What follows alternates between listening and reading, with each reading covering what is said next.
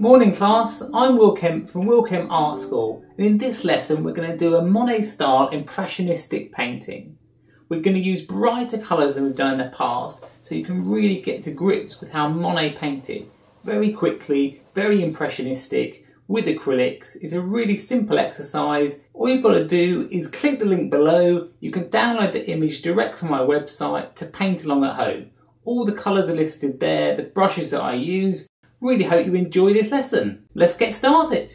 So this is part one in this very impressionistic landscape lesson showing you how to paint in a style similar to how Monet painted. So the first thing we've got is a colour ground. A colour ground is just when you've painted over the initial white or the initial raw canvas, just so you've got a colour to work on top of rather than just painting on top of white. This will help you a great deal because it'll be easier to judge the different tones, the lightness and darkness between objects. And because of the image that we're using, it's got quite nice bright colours underneath. Any little gaps that we leave, this colour will shine through.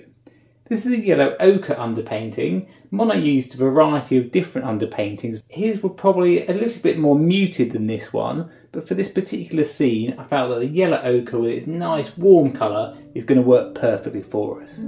Now what I'm going to do is just put out the colours that we're going to be using for this painting.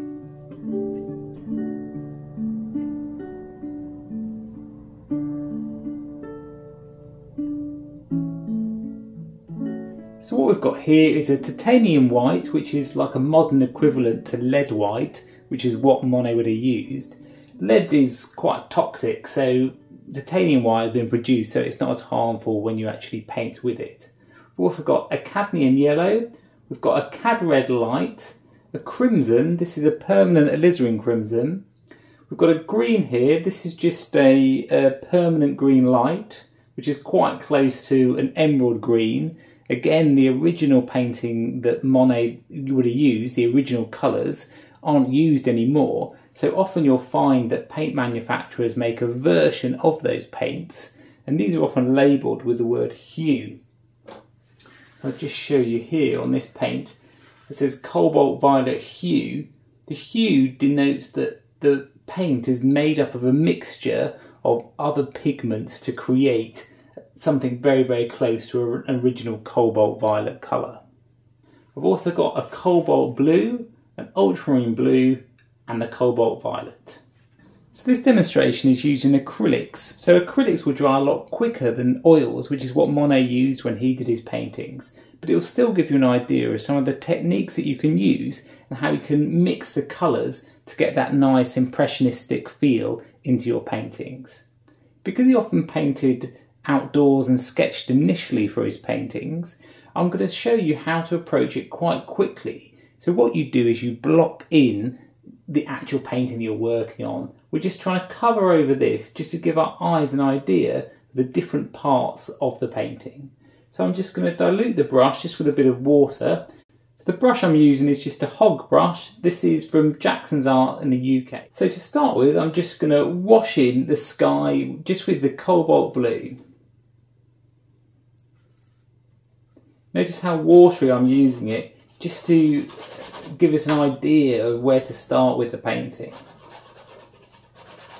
You start to see what happens is what's called optical mixing, where you get the paint optically mixing with the colour underneath it. We're going to be covering this over, but it's just something to bear in mind. Often when you're working in thin layers to start with, you know, just washing the paint in, kind of like a watercolour technique really, the colours won't be exactly as they will be when they're finished, and especially not when we add white to them. This is just to give you a feel for getting used to working with acrylics, just so to see how easily you can brush them in.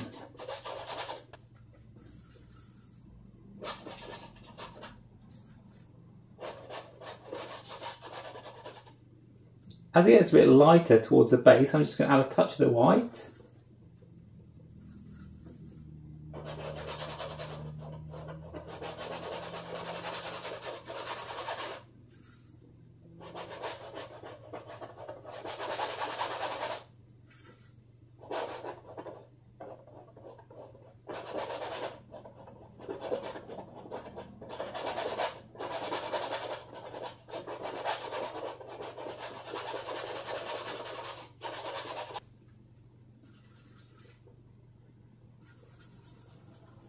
And then the mountain here has got a very slight green tinge that goes towards this end.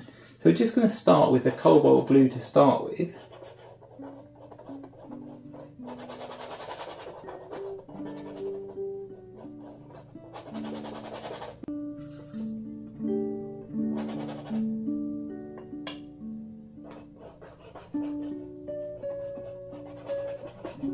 As it gets towards this side, I'm just going to add in a touch of this green.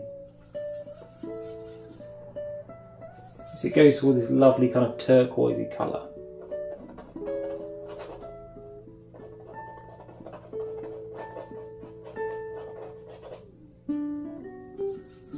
As it gets further towards this left-hand side, I can just start to add a bit more of that green.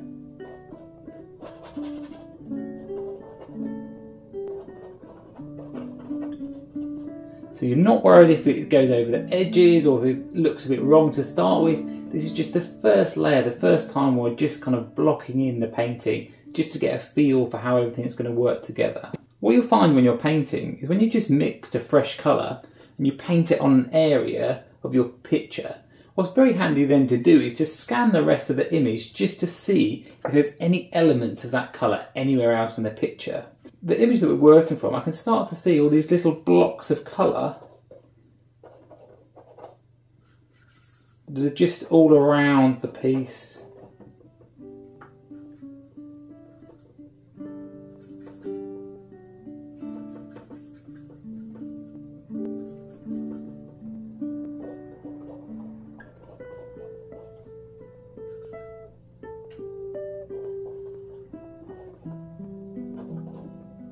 And what this helps to do is bring the viewer's eye around the whole painting, and you start to get a feeling that you haven't just got the sky in the foreground, but the whole painting is all working together as one.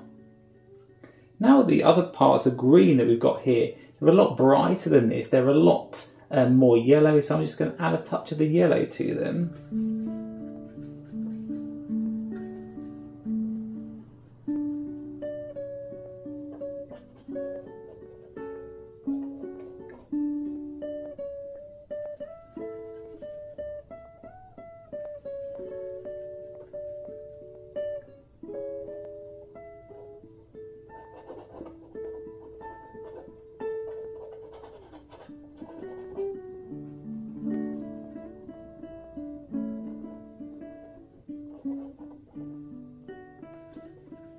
And again with this green, we can just work on top of those other greens we've already put down in the painting.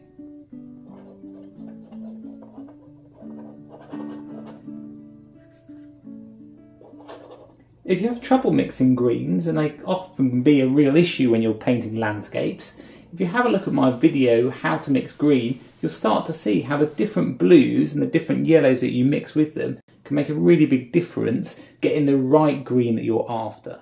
So click above to subscribe so you don't lose out on the next episode where we start to introduce some warmer colours to the painting.